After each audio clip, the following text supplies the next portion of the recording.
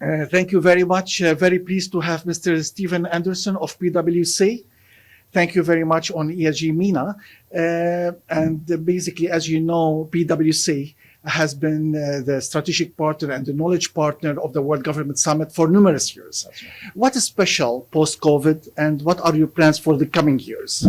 Yeah, so great to have you here, Sal. Thanks for coming over. I guess just the first comment I'd make, maybe step back for a second just on ESG in our region.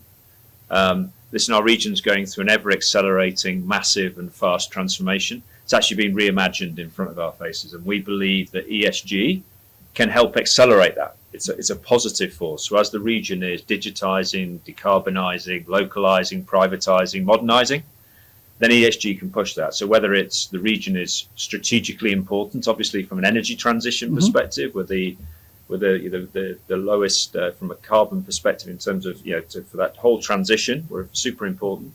And then whether it's renewables and the great opportunities we have with renewables, what that means for green hydrogen, what that means for circular economies, what that means for sustainable destinations, what that means if you go into things like localization of industries, both from an E perspective, but also from an S to create employment, whether it's social inclusion, whether it's diversity, whether it's good governance to try and attract FDI, then actually ESG is a really positive force, or can be, for that transformation. And indeed, there's many kind of areas where there's genuine opportunity to have world-class competitive advantage here in the region. So you can probably work out I'm excited about ESG, and obviously we've been supporting World Government Summit on many of those topics over the years. And we see many of those catalyzing and moving forward, and obviously we'll continue to be involved for years to come. Disaster relief, as you know, we just had a very sad and big earthquake in Turkey and Syria, and ESG, the disaster relief, is a part of ESG. As you know, UAE has been the world's #1 donor for numerous years. What about the private sector? What can we tell the private sector to include them in that aspect from an ESG perspective? From an ESG, and listen, a terrible events, and my heartfelt condolences and hope for for the people of Turkey and Syria and all of those impacted. And I think your question, Sal, is around how do we get the private sector involved from a broader ESG perspective. So just on the ESG perspective from a private sector, actually, interestingly, 2 weeks ago, we issued our latest CEO survey. So we do a CEO survey globally, and that includes a number of Middle East CEOs. And this time last year, when I was talking about the CEO survey, I was pretty depressed, frankly, because only something like 10% of our CEOs were actively looking at ESG as something that was important to their businesses. There's been a sea change in that this year. And obviously with COP27, we were both there, COP28 coming in the UAE this year, CEOs have woken up, and over half of Middle East CEOs, when we surveyed them, they said, listen, we're taking this very seriously. We're looking at our products. We're looking at our services. We're thinking about our risk management. So all of that is positive. I think also to say, listen, globally, we're behind. So on all aspects, be it mitigation, be it adaptation, be it loss of damage, be it finance, we're behind. Particularly on something like finance, where we need to somehow raise, say, $4 trillion a year to be able to fund the transition. Unless the private sector is heavily involved in there, it's not going to work. So I think this engagement of the private sector, the pressure from consumers, all of those things are pushing in the right direction. Clearly, there'll need to be a partnership with government and the private to bring it together, and it's got to be a team effort. How can we entice the CEOs basically to embrace ESGs when they are very cautious on their annual P&L and annual bonuses and all that? How can we basically entice them to think strategically and to embrace ESG for their own benefit? I think that's the change that's coming, and so I'm an optimist at heart.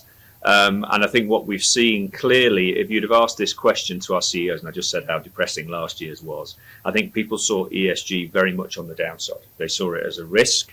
This is a risk that needs to be managed. And actually, increasingly, as I'm talking to CEOs, this is about enhancing the top line. The customers are asking for this.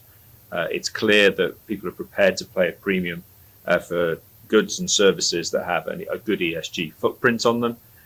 Investors are very focused on this. There's clearly a premium for how your ESG story comes across. If you want to raise finance, then again, you can reduce the cost of finance by having a strong ESG, not just story, but implementation plan and be seen to do the right things. So I think CEOs are waking up. They're having to. They're getting pressure from all of their stakeholders.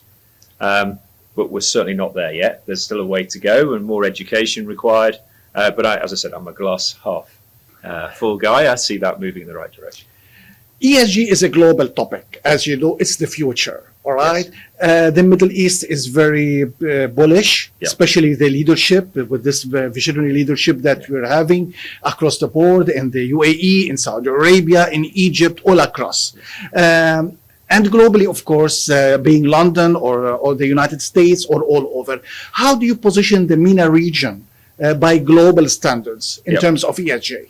Listen, I think what's interesting for me in the MENA, and I touched on some of this earlier, the region's going through this, it's being reimagined. And even if maybe I shouldn't say this to you, Sal, but maybe I'm not the biggest fan of the term ES&G, but just this was if you like, more from a finance perspective, it's it's driven, if you like, from a way to raise funds, etc., etc. But actually, if you step back, the E, the S, and the G are fundamental to what we're trying to do in the region.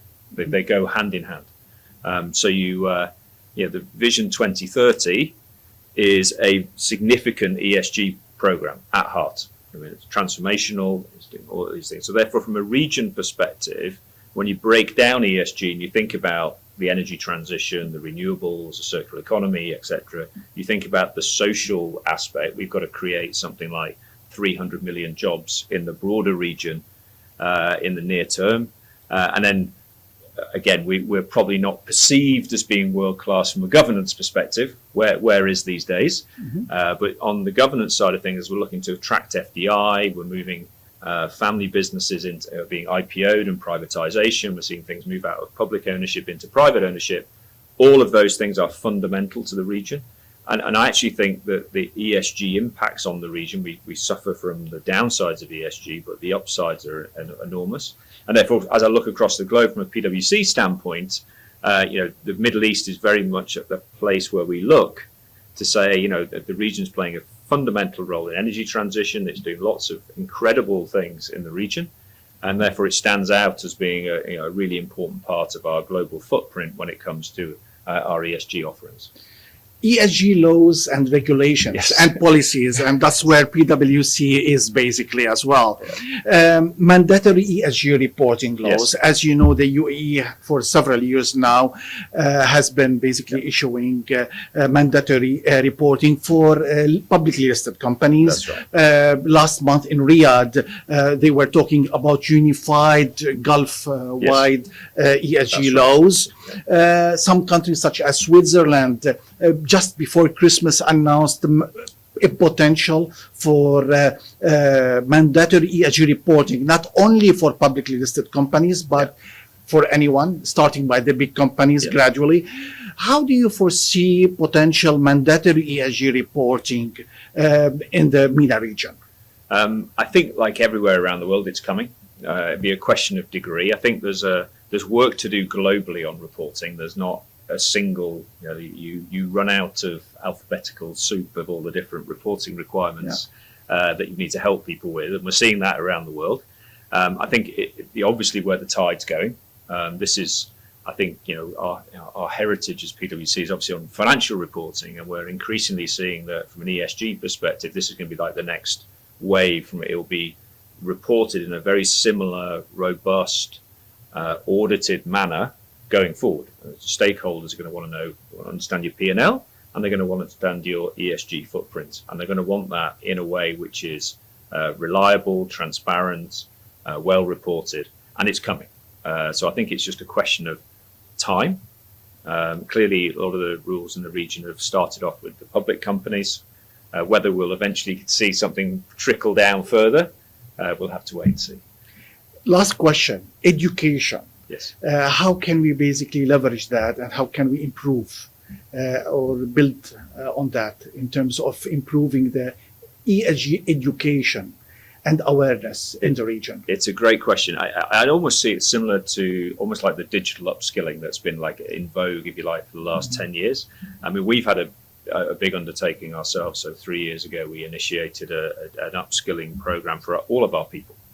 So all of our people are going through an ESG upskilling approach. I think there's a big role for organisations to play in getting involved in that. There's the demand we have for our academy downstairs on ESG training is enormous. So I think this is something where everyone's going to need to be upskilled. I think it's going to impact every employee, every certainly in our organisation and many other organisations, and therefore this is almost, think back to 10 years ago when we were trying to upskill everyone from a digital perspective. I think we're at the same cusp now from an ESG perspective, and we're certainly seeing that happening in the market. Mr. Stephen Anderson from PwC, thank you very much for having us. Pleasure. Thank you, sir. Thank you.